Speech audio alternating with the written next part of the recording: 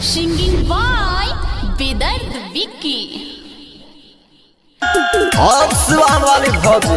हर निकला घर से का हो बोली ना जी। अरे तार बहन लोग लौकत लइके केने बिया नहीं भौजी के हमारा रे तीन गो बहिनिया रे भौजी के हमारा रे तीन गो बहिनिया रे होलिया में ओइल से गो गावे यरौ रंग का चली सलावा रे यरौ बहिनी के हमारा नयो तोर पोटर बोलाय देवरू बहिनी के हमारा नयो तोर पोटर बोलाय देवरू नहीं तो दीहब गार से तार देवरू दीहब सारा नसवाऊ तार देवरू ना मनबो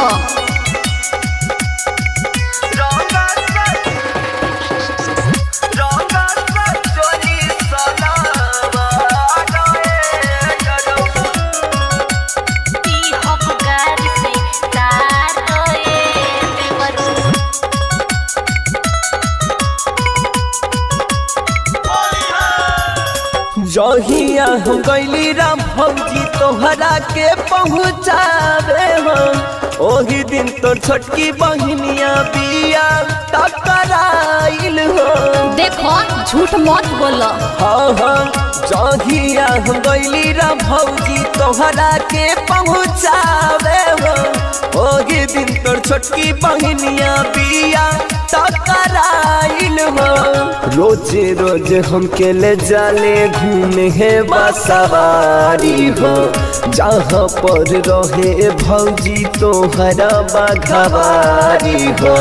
तोरा दीही तोहरो गाना जाए भौजी रंगा सा चली सलावा जाए यरौ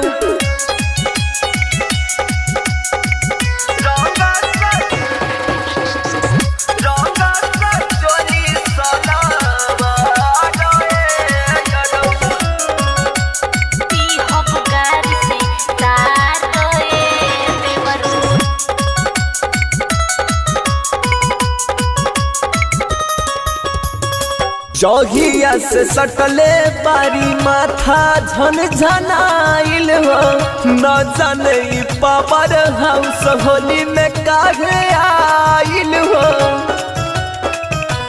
हाँ हाँ जहिया से सटले बारी माथा झन झनाइल हो न जाने पावर हाउस होली में काहे आइल हो बेदर्द बिकी के पकर पजरावा हो सोनी राजा कारा के धर तनी कोरावा रे दिही जोनी नाली में कचा रे यरौ रंगा